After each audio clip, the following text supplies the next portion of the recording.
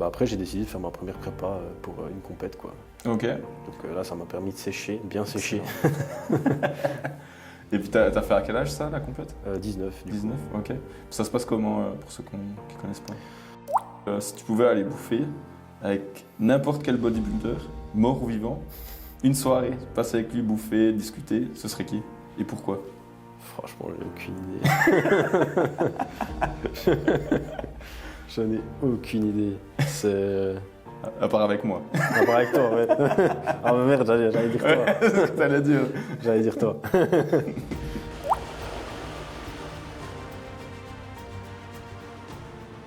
Bonjour à tous et bienvenue dans ce nouvel épisode du Waterdrop Podcast. Aujourd'hui, on a un invité très spécial. Je suis très content de l'avoir avec moi. Vraiment très spécial. Vraiment très spécial. Pas dans quel sens, mais il est spécial. Bienvenue à toi, Cédric. Merci beaucoup, Julien, de m'accueillir dans ton podcast. Avec plaisir. Dans ta maison au fin fond Tu juras. du monde, voilà, on dira pas le mot, du coup. Donc pour ceux qui ne le connaissent pas encore, Cédric Noira, il est coach, il est propriétaire de 2 fitness à seulement 25 ans. Il a 26. déjà fait 26, pardon. Non mais c'est plus incroyable 25 quand même. C'est T'étais déjà propriétaire des 2 fit à 25, hein? Même à 24. À 24. Même à 23. Ouais. Copropriétaire. Hein. Copropriétaire. On salue Lorenzo d'ailleurs. On salue Lorenzo, voilà. Qui sera là dans un prochain épisode, on l'espère. J'attends. Bien sûr qu'il sera là. Là il est coincé à Copenhague là, mais... Je crois qu'il a quand même atterri maintenant. Ils l'ont relâché. Ils l'ont relâché. Ils voulaient pas le laisser partir. C'est ça, les personnes de qualité, ma foi. Ma foi. Donc, comme vous l'aurez compris, pendant cet épisode, on va parler de tout ce qui est fit. On va parler de nutrition aussi un petit peu. On va parler de ton parcours. Comment est-ce que tu es arrivé dans le fit? Comment ça se fait que tu as accroché? Parce qu'il y a énormément de gens qui commencent, mais qui malheureusement continuent pas ou se découragent. Donc, on va essayer de comprendre un peu ça ensemble. Et puis, on compte sur toi pour nous donner un maximum de tips pour comprendre en fait comment est-ce qu'on fait pour continuer à aller de l'avant et puis pas se démotiver, parce que tout le monde parle de motivation, c'est cool, je suis motivé d'aller au fit, mais dès que les beaux jours reviennent, dès qu'il y a un peu des difficultés, on voit que la motivation, ça s'éteint quand même assez rapidement. Hein. Effectivement, c'est clair que il n'y a pas tout le monde qui croche dans ce domaine et je vais vous raconter tout ça avec plaisir. Trop bien. Du coup, si on commence, quand c'est que tu as commencé le fit? C'était quoi ta première séance, tu t'en rappelles? Alors, première fois que j'ai commencé le fitness, c'était à Bâle. Ok. Je faisais une année scolaire à Bâle et je voulais commencer d'aller en salle et du coup, j'allais déjà une fois par semaine pour commencer. Ouais. Je m'entraînais aussi à la maison à côté. Je faisais un petit peu des pompes dans la chambre, des abdos. Si les abdos, j'aimais déjà pas ça, donc j'en faisais très peu. J'ai jamais aimé ça d'ailleurs. Et j'allais une fois par semaine à la salle et je faisais un peu tout en fait. Je faisais tout le corps à chaque fois, donc 2-3 exercices par groupe musculaire. Je faisais 3 heures dans la salle et voilà. Ok, excellent. Et c'était quoi comme type de salle? C'était une salle commerciale. Basique. Ok, ouais. Ok. Et puis ça t'est venu comment? Pourquoi tu t'es dit d'un coup, tiens, je vais prendre un abo à la salle? J'étais relativement maigre quand même, de base. Alors, j'ai pas subi de harcèlement, j'étais pas mal dans ma peau, quoi que ce soit. J'avais juste envie d'être différent, voilà. Et puis d'être, comment dire, je suis pas quelqu'un non plus qui parle beaucoup, qui est très extraverti. Donc, plutôt que quand on me voit aussi, qu'on dise... Ouais, waouh, il est là, quoi. Tu vois, c'est un peu ça, en fait. J'avais envie de ça. Ouais. Donc, j'avais envie d'être un petit peu, peut-être plus imposant. Ouais.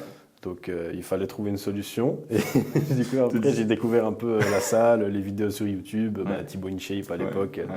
Voilà, donc j'ai commencé à regarder un peu des vidéos. Il en a inspiré beaucoup, hein, je pense. Il a inspiré beaucoup, ouais. Et il y a aussi, ça a beaucoup aidé parce que... Exactement. Et j'avais aussi mon papa qui est dans le domaine, donc, et qui fait aussi de la muscu, du body depuis plus de 30 ans. Wow. Donc c'est cool, ça aide beaucoup aussi, quoi. Ça motive un petit peu. puis surtout au début, d'avoir une structure, savoir quoi faire et tout, c'est vachement plus simple, quoi. C'est lui qui t'a coaché au début ou bien t'as voulu faire plus par toi-même? Alors, au début, il me donnait un peu des conseils, forcément. Il me disait quoi faire, mais bon, un adolescent de 16 ans, il n'en fait qu'à sa tête. Donc, voilà. Je gardais la base de ce qui me plaisait dans ce qu'il me disait de faire. Puis ensuite, je faisais quand même un peu plus parce que j'avais envie de faire plus. Et voilà, quoi. Ouais. Et ça, du coup, donc c'était ta première année de fit, une fois par semaine. Ouais, même quel pas une mois première année, 6 mois, 6 mois. j'ai fait comme ça. Puis après, je me suis inscrit à la salle en même temps que j'ai commencé mes études, enfin mon apprentissage, quoi. Ouais, ok. Puis c'est là que tu as commencé à être plus régulier déjà ou... Ouais, c'est là que j'ai commencé d'aller 4 à 5 fois par semaine à la salle. Ouais. Et toujours après le boulot, après les cours, j'allais faire mon entraînement. Je rentrais un peu plus tard que tout le monde le soir, mais voilà. Donc j'ai quand même, j'ai mis ça en priorité, ouais, quand même. Et puis après combien de temps tu as commencé à avoir des résultats? Bah, assez rapidement en fait, parce que j'ai quand même tout de suite une bonne structure. Ouais. Donc je faisais pas non plus n'importe quoi, même si aujourd'hui je me rends compte que ce que je faisais à l'époque, c'était pas optimal, on va dire, voilà. Mais je veux dire, je faisais pas du n'importe quoi, genre une série de ça, une série de ça, une série de ça, voilà. Je faisais quand même, j'avais un programme, quoi. Voilà. On a tous déjà vu quelqu'un à la salle qui fait toutes les machines, une série. Ouais, il faut une série sur la presse, après il faut une série de biceps, après il faut une série de pecs, et ça n'a aucun sens, quoi. Il y a rien qui joue, il y a rien qui va. Ouais. C'est ridicule, donc. Prenez un coaching à ce moment-là. Prenez un coach à ce moment-là, parce que c'est important, quoi. Donc ça, j'ai jamais fait, quand même. J'ai toujours eu quand même ma structure, savoir quels exercices je devais faire. Ce jour-là, tu fais le dos, les biceps, les trapèzes. Enfin voilà, c'était assez structuré quand même. Et puis je faisais mes 4 à 5 entraînements. Ouais. J'avais une diète aussi. Donc, t'as commencé directement la diète là? Ouais, bien sûr. Comme je vivais chez mes parents, du coup, et que mon papa fait la même chose. C'était relativement simple parce que je mangeais la même chose que lui, en fait. Simplement, on adaptait les quantités pour moi. Et le but, c'était de prendre du poids. Donc, il suffisait de manger, quoi. Quand tu fais 65 kilos, c'est pas compliqué de prendre du poids. Il suffit de manger, quoi. Surtout quand t'es en pleine croissance, en plus. C'est vrai. C'est pas bien difficile, quoi. Ouais. Et c'est drôle parce que je trouve, il y en a beaucoup qui pensent qu'ils doivent manger moins, alors qu'en fait, il faut juste manger mieux et plus, quoi. Il faut juste manger mieux, ouais. Ouais. Même les personnes qui sont des fois en surpoids comme ça, c'est pas une question de manger moins, parce que si on mange moins, on sera en déficit calorique, mais on va aussi crever la dalle. Et on va pas tenir ça sur du long terme. Donc déjà commencer par manger mieux. Et ensuite, on regarde un petit peu les quantités, quoi. Ouais. C'est clair qu'il ne faut pas non plus manger 4 kilos de poulet par jour et pas se servir 5 fois à table à midi. Mais quand même, voilà, manger de manière équilibrée et manger les bons aliments, c'est déjà la priorité, je pense. Ouais. Bons aliments, qu'est-ce que tu recommandes, toi, pour la base? C'est quoi la base? Déjà des vrais aliments, pas des plats préparés. Rien que ça aide beaucoup. Puis ensuite, cuisiner soi-même. C'est ça, cuisiner soi-même. Et puis des aliments frais ou surgelés. Voilà, mais avoir de tout, quoi. Je veux dire, un peu des protéines, que ce soit de la viande, du poisson, tofu pour toi. Des pois chiches, du tofu, des lentilles. Voilà, je te laisserai énumérer les sources de protéines végétales parce que tu les connais mieux que moi.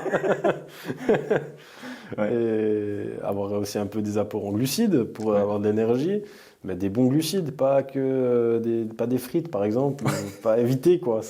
Une fois par semaine, c'est ok, mais des toasts pain blanc, pas trop, quoi. On peut, mais c'est mieux de prendre du pain complet, prendre un pain de seigle, le genre de choses si on aime le pain. Manger de tout, du riz, des pâtes, des patates, vraiment tout, des légumes, et puis vraiment faire des plats équilibrés où il y a un petit peu de tout à chaque fois. Ça, pour commencer, c'est déjà la base, quoi. Ouais. Puis au niveau quantité, tu dis quoi si on prend l'assiette, protéines, glucides, légumes? Si on n'a pas envie de peser, déjà commencer par faire un quart de l'assiette des protéines, un quart de l'assiette ou un tiers des légumes, et puis le reste des féculents, quoi. Puis après, plus on avance et puis plus on sera motivé, plus on aura envie peut-être de peser, et puis là ça devient plus précis, quoi. Ouais, et puis c'est en fonction de l'objectif qu'on a surtout. Bah, après, c'est pas compliqué de peser. Hein. Je veux dire, tu prends une balance, tu la mets sur ton plan de travail, tu fous ton assiette dessus et puis tu pèses, quoi. Faut pas oublier de mettre la tare quand même. Ouais, faut oublier de mettre la tare, c'est mieux.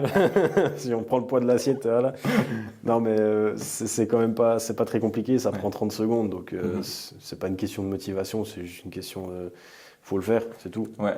Après, c'est clair, on a un plan précis parce qu'on a des objectifs précis, que ce soit pour de la préparation sportive, enfin physique ou comme ça. Peu importe le sport qu'on fait, ou bien même si quelqu'un qui veut perdre du poids, je veux dire, à un bout d'un moment, manger bien, ça suffit plus. Il faut quand même savoir vraiment les quantités qu'on mange. Si on commence à stagner, etc., quand même savoir un petit peu ce qu'on mange. Ouais. Les quantités, c'est là qu'on peut vraiment mieux ajuster, quoi. Parce que si on fait à l'œil, on a vite tendance à dire ouais, vas-y, une petite louche de plus et puis après, voilà, on perd pas de poids puis on se demande pourquoi. Quoi. Ouais, je vois. Ouais. Ok. Et là, du coup, si on reprend ton parcours, t'as quoi, 18 ans, gentiment? T'arrives à 18 ans, là? T'as dit que t'as commencé à 16 ans. Ah ouais, j'ai cru que tu me disais j'ai 18 ans. Non. On sait que c'est faux. Non, j'ai 26 ans. Pas 18 ans. Si on reprend au niveau de ton t'arrives gentiment à 18 ans, t'en es où, là, physiquement?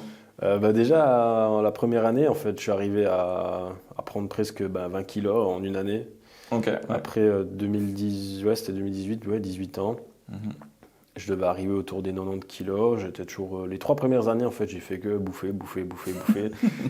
J'ai pris 30 kilos, on va dire. Ouais. Un peu moins, 28, 29.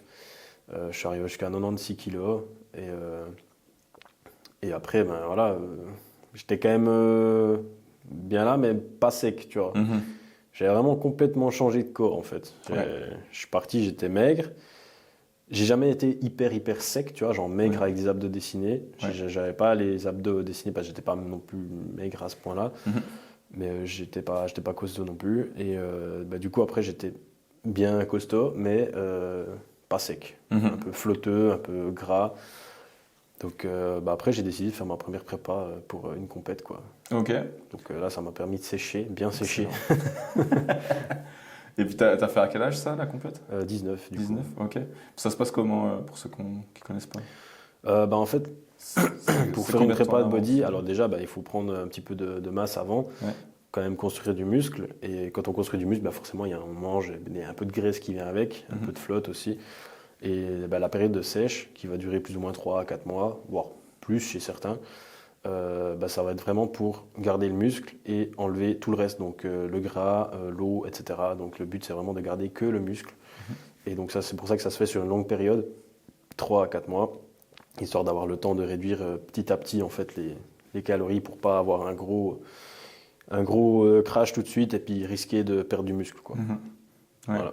C'est un peu le pire qui pourrait arriver, en fait. Si tu réduis trop, clairement, ouais. Si tu réduis trop vite, déjà tu auras un gros crash d'énergie, tu seras pas performant à la salle et tu vas perdre du muscle, clairement. Ou alors tu vas baisser trop vite, au début tu vas pas perdre de muscle, mais si tu baisses trop vite, après, du coup, t'as plus vraiment de marge pour jouer, tu vois, si t'es pas assez sec. Tu peux pas baisser encore plus parce que du coup, c'est là que tu vas bouffer du muscle, en fait. Donc, ok. Voilà. Et puis au niveau de tes entraînements, t'as dû adapter pour la prépa, hein? Ouais, un peu plus de cardio. Voilà. Toi qui adoptes ça. Ouais, j'adore le cardio, j'en fais tous les jours. C'est pas vrai du tout. Mais plus de cardio. Les entraînements restent relativement similaires, hein, toujours des exercices de base avec un peu plus d'isolation peut-être sur certains groupes musculaires. Mais concrètement, l'entraînement reste assez similaire à ce qu'on fait le reste de l'année, quoi. Je dis juste plus de cardio et la diète qui change, quoi. Ouais. Et puis là, tu as perdu combien pendant tes 4 mois?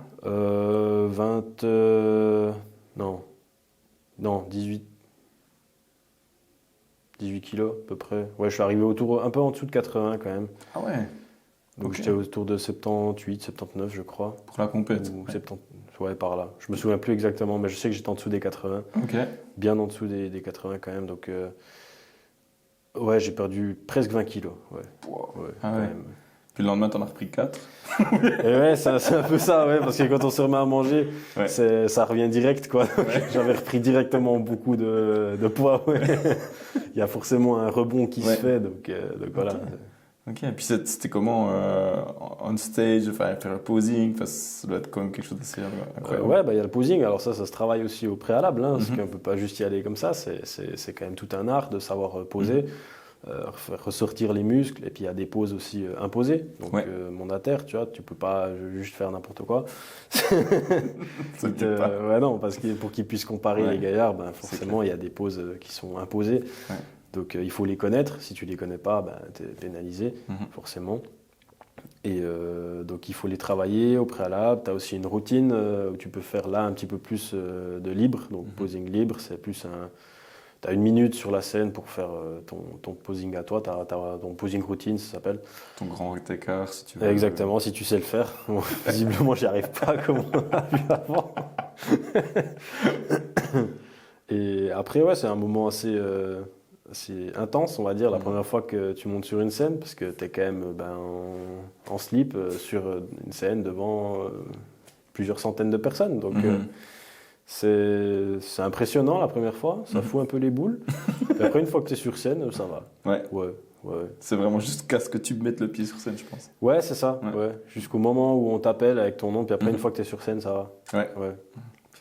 Et puis là, du coup, t'avais pris un coach pour cette partie-là ou bien t'avais fait avec ton La pote? première prépa, non, c'est mon papa qui m'avait préparé. Ok. Donc, j'avais fait tout ça avec lui. Mhm. Donc, si on veut, oui, j'avais un coach. Ouais. C'était lui, mais Même pour la partie posing et tout. la partie posing, ouais, alors il m'a aussi aidé, Ouais. effectivement. On a travaillé un petit peu. Après, je t'avoue que j'ai pas mal appris aussi par moi-même parce Ouais. que je regarde énormément de vidéos, que ce soit sur YouTube, Instagram, machin, Mhm. des anciens bodybuilders, leurs poses, etc. Donc, j'aime beaucoup ça, vu que c'est une passion pour moi. Donc, j'ai beaucoup appris avec ça. Et ensuite, bah, j'ai créé un petit peu ma petite routine à moi en choisissant un peu des poses que j'aimais bien. Et puis voilà, quoi. Ouais. Ok. Si simple que ça. Excellent. Et du coup, maintenant, c'est une prestation que tu offres, quoi, en tant que coach. Tu Le fais, posing?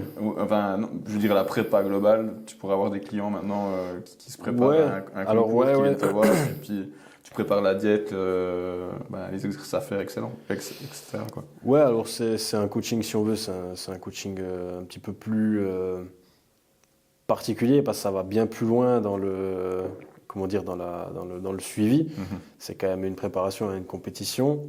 Il y a aussi tout un aspect gestion de la santé. Mhm. Parce qu'il faut savoir qu'on se met quand même dans un extrême qui n'est pas bon finalement pour le corps, comme tout sport à haut niveau, entre Mhm. guillemets. Donc il faut quand même avoir beaucoup de connaissances. Mhm. Et honnêtement, alors j'ai encore jamais préparé d'athlète ou comme ça pour Mhm. des compétitions. Et je pense que j'attendrai potentiellement encore un petit peu d'avoir plus d'expérience avant de le faire. Mhm.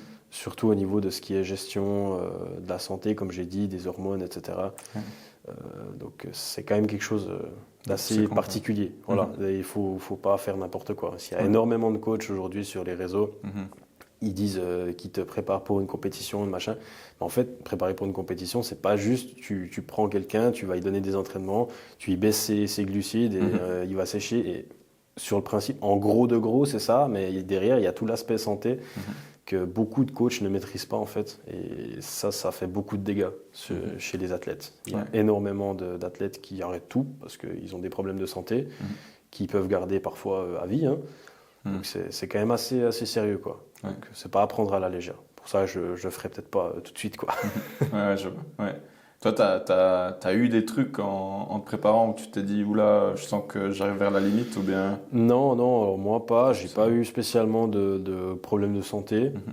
si ce n'est un petit crash de libido à la fin. Mhm. Quand tu es très fatigué, tu sais, t'as plus comment dire, t'as quasiment plus rien à manger. Ouais, Mhm. t'as presque moins de 2000 calories vers la fin. T'as quand même des entraînements à assumer. T'es juste fatigué, puis t'es au bout, donc Mhm. voilà, t'as plus envie de rien en fait, Ouais. c'est un peu ça. Bah, après, ça revient très vite, quoi. J'ai Ouais. pas eu de grosses, Le grosses lendemain, séquelles. c'était Non, déjà bon. j'ai pas eu de problème de santé, voilà. Ça va. Ok, ok, cool. Et puis maintenant, du coup, t'as d'autres compètes en prévision, ou bien c'est quoi ton objectif physique pour la suite là? Alors le but est toujours le même, hein, c'est être le plus gros possible et le plus sec. Voilà. Énorme et sec, ça c'est ce qu'on veut tous. Hein. C'est ce qu'on veut tous. Mhm. Après, il y a aussi d'autres priorités dans la vie. Mhm. Mais concrètement, ouais, j'aimerais bien refaire une compétition. Un jour, pourquoi pas. Après, c'est quand même quelque chose qui prend beaucoup de temps. Il faut le faire sérieusement sur plusieurs mois, plusieurs années pour vraiment concrètement arriver à un physique, comment dire, qui est compétitif, on va dire. Mhm. Parce que là, les compétitions que j'avais faites, c'était il y a plusieurs années, il y a 6 7 ans. C'était jeune, c'était tes premières expériences. Tu y vas pas pour gagner, tu vois. Tu y vas vraiment pour te faire de l'expérience et tout. Et donc, c'était pas grave si j'avais pas un physique qui était vraiment à la hauteur ou compétitif, tu vois. Mhm. Je m'en foutais un petit peu. Mais au bout d'un moment, voilà, si tu veux quand même avoir un petit peu de challenge et puis y aller pour, pas ça reste une compétition, y aller pour gagner. Mhm. Il y a un petit peu plus de travail derrière, il y a un investissement qui est plus gros aussi, donc il faut savoir un petit peu mettre les priorités dans sa vie et puis gérer le tout en fait. Mhm. Gérer le tout parce que c'est aussi, ouais, c'est une question de volonté. Hein. Si on Ouais. veut, on peut, toujours. Ouais, ça, Mais 100% voilà. d'accord. Pour tout, au final. ouais, c'est ça, pour tout au final, exactement. Mhm. Ouais. C'est une question, vraiment, faut le vouloir, faut que ça soit une passion. Mhm. Et voilà. Ouais. Ok. Et puis, si tu as un débutant en muscu comme ça qui viendrait vers toi, puis tu pouvais pendant 30 secondes lui donner un conseil, mais tu as juste 30 secondes, ce serait quoi? C'est quoi la base? C'est quoi la base de base? Par rapport à la muscu, tu dis, Ouais, ou à la la muscu en compétition général. Ouais. La muscu en général. Mhm. Mange et entraîne-toi. Et dors. Voilà. Ok, 4 secondes, c'est bon. Pas besoin des... Mange, entraîne-toi, dors bien. Mais il faut être régulier et constant. Ça sert à rien de vouloir tout de suite. Ça prend énormément de temps. Donc, sois le plus régulier possible. Pas besoin d'être parfait tout le temps. Ça, c'est impossible. Personne ne l'est. Ou très peu de gens. Et puis, fais tes entraînements, repos, et suffisamment de repos. Ouais, Mhm. c'est ça. Mange bien, entraîne-toi et puis repose-toi bien. Puis Ouais. voilà, les résultats, ils arriveront très vite au début. Mhm. Et après, faut vraiment s'y intéresser, quoi. Mhm. Faut Ouais. s'investir un petit peu. Tu vas pas juste, c'est pas juste un truc que tu te dis. La muscu, c'est pas un sport où tu te dis, ouais, je vais faire comme une partie de foot avec des potes, puis après tu vas boire des bières. Non, c'est pas exactement pareil. Ah oui. Parce que je veux dire, là, si tu veux vraiment aller plus loin puis avoir un certain physique, ça se fait 24 heures sur 24, 7 jours sur 7. Ouais. Tu vois, et toute l'année. C'est toute la beauté de ce sport, moi je Ouais, trouve. c'est ça. Ouais. En fait, c'est un lifestyle, ça devient un lifestyle au final. Ouais, c'est toute ta vie qui est impactée en fait. Ouais. Tu peux pas avoir un train de vie comme la majorité des gens et avoir un physique derrière d'un bodybuilder, quoi. Mhm. C'est pas possible. Ouais, ouais. Tu fais des concessions et puis. Ouais, concession, sacrifice. Après, ça dépend ce que tu appelles sacrifice, parce que si c'est une passion, t'as pas l'impression finalement de faire des sacrifices, parce que tu fais ce que tu aimes, quoi. Mhm. Mais il y a quand même certaines choses que, ouais, tu dois faire des sacrifices, quoi. Ouais, ouais. Après, moi je pense que c'est quand même pas. Enfin, c'est plus difficile socialement des fois, je pense. Ouais, Parce clairement, que, ouais. comme tu dis, là, tu vas faire ton match de foot, tu bois 15 bières après, Ouais, c'est normal, vas personne en te pose soirée des avec les questions. copains, voilà. Ouais. C'est quelque chose que tu fais pas dans ce sport, quoi. Ouais. Si tu commences à dire aux gens, c'est pas dire, on dit pas qu'on doit tout couper, hein, d'accord, on peut se boire Non, un clairement, truc ouais. de temps en temps, mais je veux dire, ouais, si t'as un but, t'es obligé de tenir, quoi. Pour ça, il faut savoir à quel point tu veux aller loin dans le domaine, quoi. Si tu veux juste faire, entre guillemets, juste faire de la muscu, avoir un physique un peu musclé, être bien sur la plage l'été, machin, ouais, tu peux t'autoriser plus de plaisir, sortir un peu avec tes potes, machin, Ouais. pas de souci, tu vois, il n'y a aucun mal à ça. Et par contre, si tu veux faire de la compétition, là, Mhm. ouais, faut revoir tes priorités, quoi. C'est ça. Ouais. Moi, je dis souvent aux clients ou à ceux qui commencent d'essayer de faire du 80-20. Donc 80% du temps, manger bien. Et puis peut-être 20%, pas faire n'importe quoi, mais se Ouais. faire plus plaisir, on va dire. Ouais, voilà, puis Mhm. comprendre en fait que c'est pas le fait de tricher sur un repas qui va forcément détruire tous tes efforts. Mhm. Je veux dire, si tu fais des efforts toute l'année et puis que tu te fais un repas de temps en temps, plaisir, Pour autant que tu manges pas 3 pizzas et un burger, ben voilà, on s'entend, un repas plaisir, ça reste un repas correct. Ouais. Et de préférence, un bon repas aussi avec des aliments de qualité. Ce serait toujours mieux que de la junk food. Du McDo, par exemple. Ouais, du McDo par exemple. Voilà, ouais. On y vient. On y vient. Toi qui adore le McDo en plus. Ouais. Ouais. Non, c'est une question d'équilibre, comme on disait avant. Il faut être constant, il faut être régulier, pas être parfait tout le temps. Mais ouais, c'est ça. Puis on finit par y arriver, quoi, par atteindre nos objectifs. Et j'ai une question qui me tourne dans la tête là. Si tu pouvais aller bouffer avec n'importe quel bodybuilder, mort ou vivant, une soirée, passer avec lui, bouffer, discuter, ce serait qui? Et pourquoi? Franchement, j'ai aucune idée.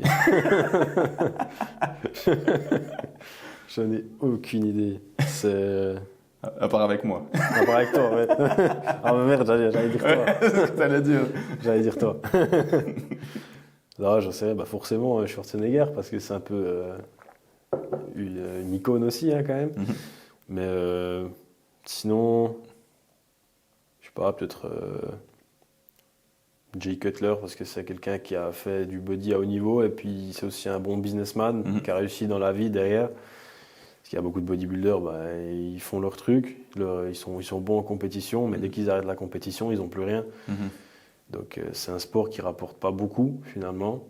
Ce qui rapporte là-dedans, c'est les sponsors, c'est la notoriété, c'est ce que tu fais après, enfin ce que tu fais à côté, pour justement qu'après tu puisses encore en vivre, bah, comme lui il l'a fait justement.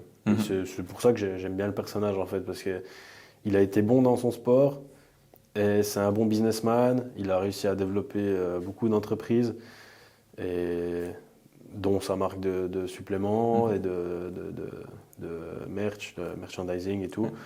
Ouais, vraiment, le gars, il est bien, quoi. Donc, ouais, je pense que lui, j'aimerais bien discuter un peu avec lui. Cool, ouais, je comprends. Et puis, tu penses à quel point est-ce que le fit, ça a influencé ta manière de gérer tes business aussi? Ben, quand même plus de discipline dans ce que je fais. Parce que bah, la muscu, c'est quand même enfin, le body, c'est quand même un sport qui demande beaucoup de discipline. Tu dois être régulier tout le temps, comme on a dit, 24 heures sur 24, 7 jours sur 7, dans ce que tu fais, parce que tu as un but, tu sais pourquoi tu le fais. Donc l'entrepreneuriat, bah, c'est la même chose. Tu as envie de faire quelque chose. C'est tous les jours que tu travailles un petit peu pour y arriver. C'est pas tu le fais un jour, puis après tu fais plus rien pendant une semaine, puis après tu refais un jour, puis ça, là tu y arrives pas, quoi. Donc, on a tous Ça fait te au prend début. 200 ans, mais... Ça prend 200 ans, mais là. Non, tu y arriveras jamais comme ça. Ouais, C'est pas possible. Tu dois tous les jours faire un petit peu quelque chose, et bah, c'est exactement la même chose que le body, quoi. Chaque jour, bah, tu vas faire ton entraînement, tu prépares tes repas, tes machins. Bah, là, c'est pareil, quoi. T'as eu des phases où tu avais l'impression vraiment de stagner, où tu t'es senti frustré, où tu avais... Je ne vais pas dire que tu voulais abandonner, mais que tu te disais, putain, j'en ai marre, je vais faire du foot. Bah, honnêtement, non, jamais. Vraiment pas. Alors, ouais, il y a forcément des phases où tu stagnes parce que bah, tu as autre chose dans la vie. Moi, mon but, ça n'a jamais été de faire que du body, parce que bah, déjà, de 1, j'ai pas forcément une génétique incroyable pour ça. Et j'ai pas non plus envie de m'investir que là-dedans. Je me suis envie de faire d'autres choses. Donc, ça n'a jamais été mon objectif premier. Donc, forcément, j'ai parfois pas mis à l'écart parce que ça fait quand même toujours partie de ma vie. J'ai jamais arrêté de m'entraîner plus d'une semaine en 10 ans. Donc, à part pour prendre un peu de repos, évidemment. Hein. De temps en temps, ça fait du bien.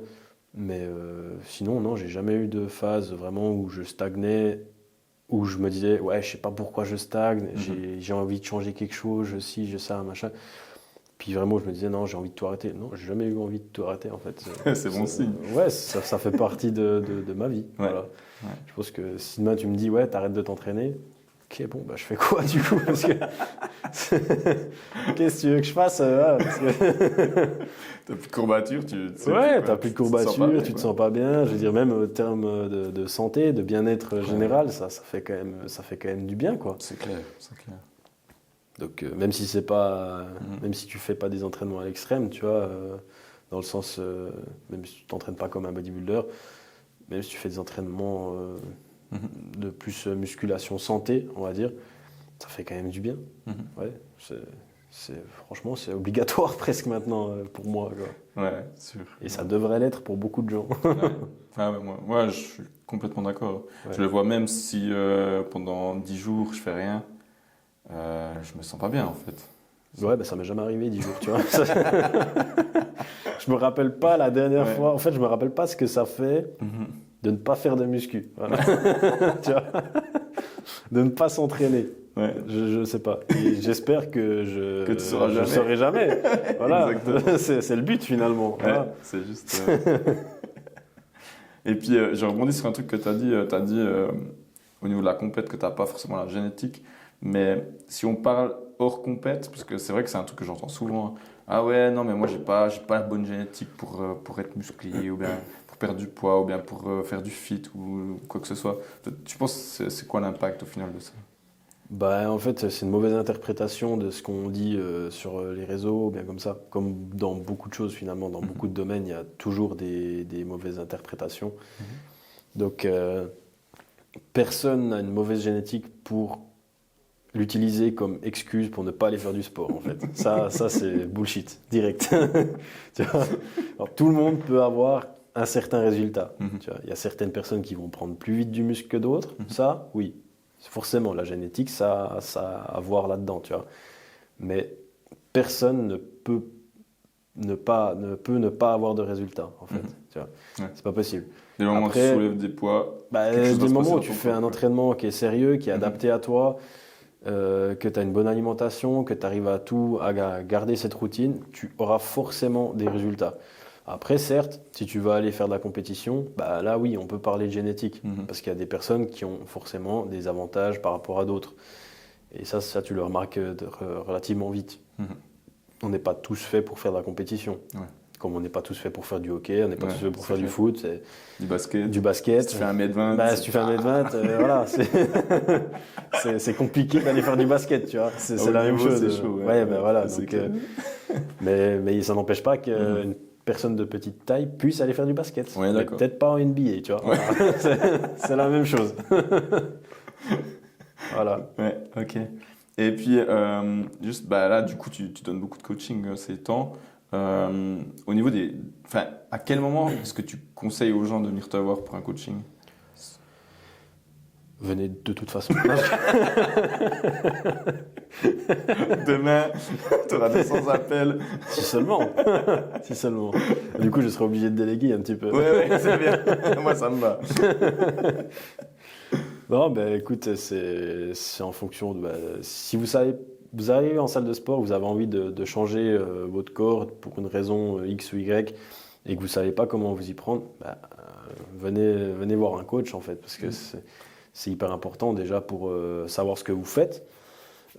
Et ça va vous permettre aussi de rester plus facilement motivé par la suite, parce que si on va et on ne sait pas trop ce qu'on fait, on ne sait pas trop par quoi commencer, on n'est pas sûr de soi, surtout une personne qui n'aurait pas forcément vraiment hyper confiance en elle, ça peut être compliqué de tout apprendre par soi-même. Et c'est franchement la majorité des gens qui commencent la muscu sont accompagnés, que ce soit par un pote, un proche, moi mon papa en l'occurrence, ou n'importe. Il y a toujours quelqu'un, ou un coach en salle de sport, il y a toujours quelqu'un qui accompagne un petit peu, qui donne des conseils, machin, parce que il faut. C'est quand même un truc, il y a des choses à savoir, il y a des bases à apprendre, et ça, c'est obligé que quelqu'un nous les apprenne. On ne peut pas tout apprendre. Faut pas oublier qu'on peut se blesser aussi, quoi. Bah ouais, on peut se blesser si on fait mal des mouvements, comme ça. Si on va apprendre à faire du squat, à faire du bench, enfin du développé couché, du deadlift, ce qui est en soi un peu la base quand même, il faut quand même quelqu'un qui nous l'apprenne. Parce que sinon, c'est très très compliqué de le faire juste par soi-même.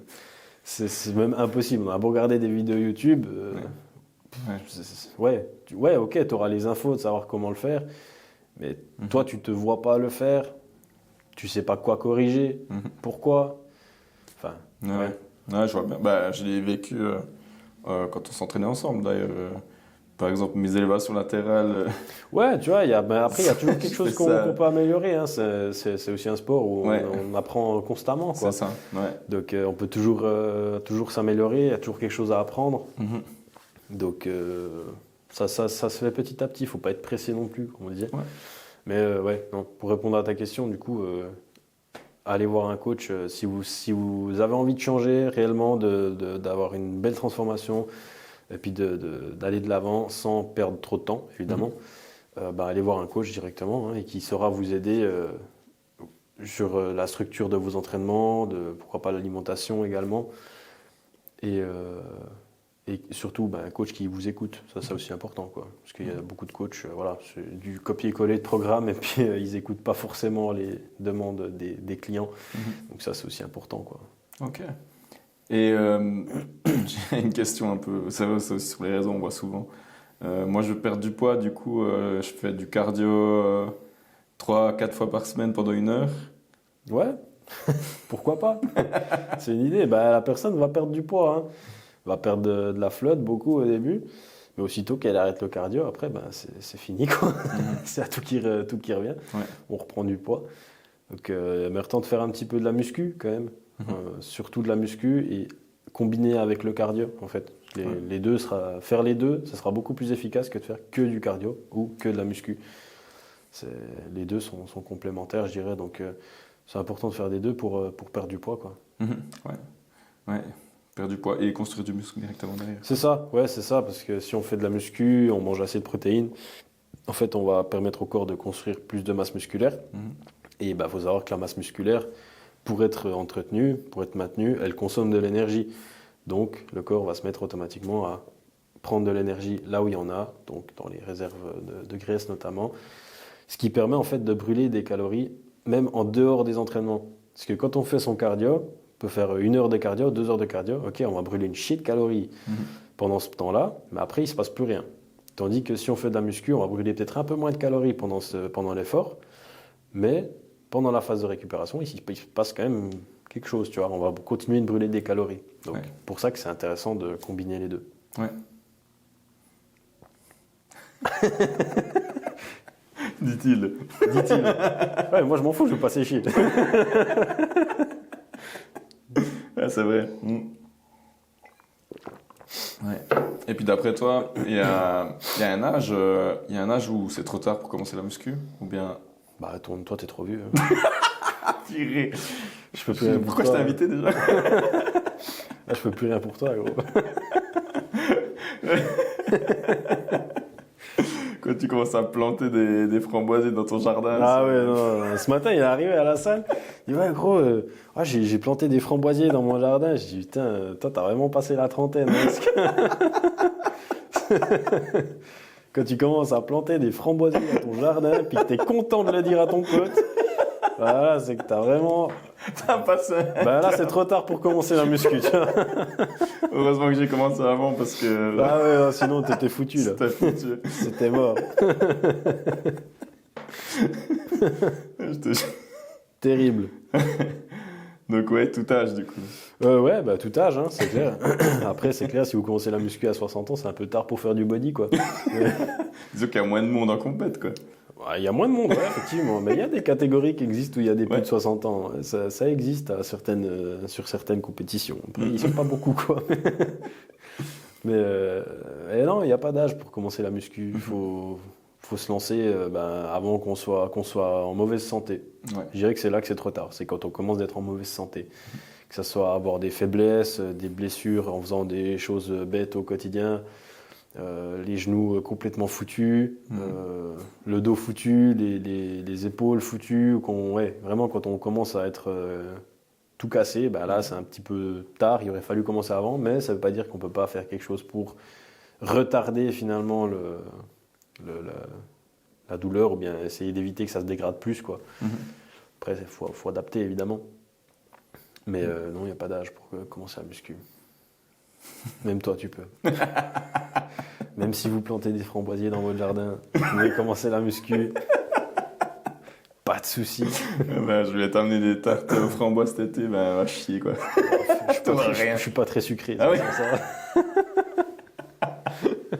Ça, c'est un avantage. Hein. Un avantage.